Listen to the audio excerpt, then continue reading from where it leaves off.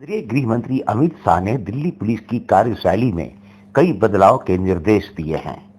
दिल्ली में नई सरकार के गठन के बाद हुई पहली कानून व्यवस्था की समीक्षा बैठक में केंद्रीय गृह मंत्री ने सुरक्षित दिल्ली की परिकल्पना को साकार करने की दिशा में कई निर्देश दिए। इस बैठक में दिल्ली की मुख्यमंत्री रेखा गुप्ता, गृह मंत्री आशीष सूद, आईबी निदेशक, केंद्रीय गृह सचिव, Delhi police commissioner Sanjay Arora, special CP Devesh Srivastava सहित कई बड़े अधिकारी मौजूद थे। गृह मंत्री ने दिल्ली पुलिस में अतिरिक्त पदों पर भर्ती की प्रक्रिया जल्द शुरू करने का आदेश दिया है।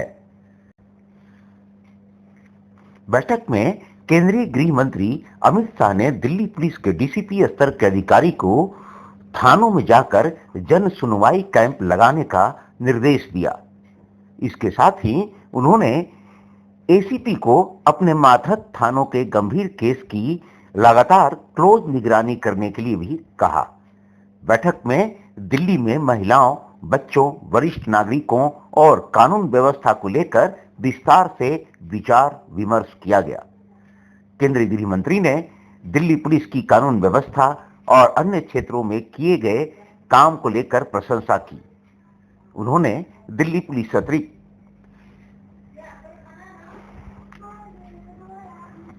गृह मंत्री अमित शाह ने दिल्ली में बांग्लादेशी रोहिंग्याओं के भारत में घुसने, कागजात बनवाने और उनके यहां रहने में मदद करने वालों के पूरे नेटवर्क के खिलाफ सख्त कार्रवाई का निर्देश दिया।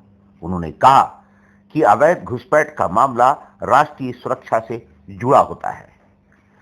यही नहीं, उन्होंने खराब परफॉर्मेंस वाले पुलिस थानों और सब डिवीजन के खिलाफ सख्त कार्रवाई करने का आदेश भी दे दिया है।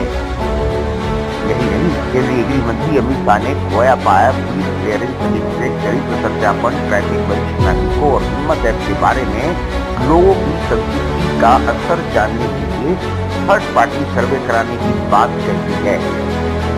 ये वो सारी योजनाएं हैं जो दिल्ली पुलिस की प्रायोरिटीज थी और इन्हें दिल्ली पुलिस ने बहुत बढ़ा चढ़ाकर कहा था।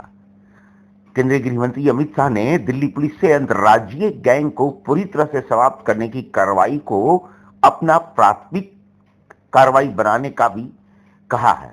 उन्होंने आगामी 1 साल तक दिल्ली पुलिस से अपराधों के खिलाफ हर एक 3 महीने के अंतराल पर विशेष अभियान यानी स्पेशल ड्राइव चलाने के लिए निर्देश दिया है और कहा है कि इस तरह के ड्राइव आगे 1.5 महीने के अंतराल में ही चलाए जाने चाहिए।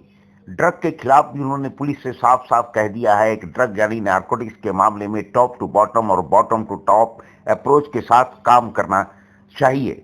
उन्होंने कहा कि ड्रग तस्करी के पूरे नेटवर्क को ध्वस्त करना जरूरी है। उन्होंने यह भी साफ कर दिया है कि दिल्ली में निर्माण संबंधी कार्य के लिए दिल्ली पुलिस के परमिशन की जरूरत अब नहीं होगी। जे क्लस्टर्स में महिलाओं और बच्चों की सुरक्षा को लेकर सुरक्षा समितियां बनाने की बात भी केंद्रीय गृह मंत्री ने बोल दी है।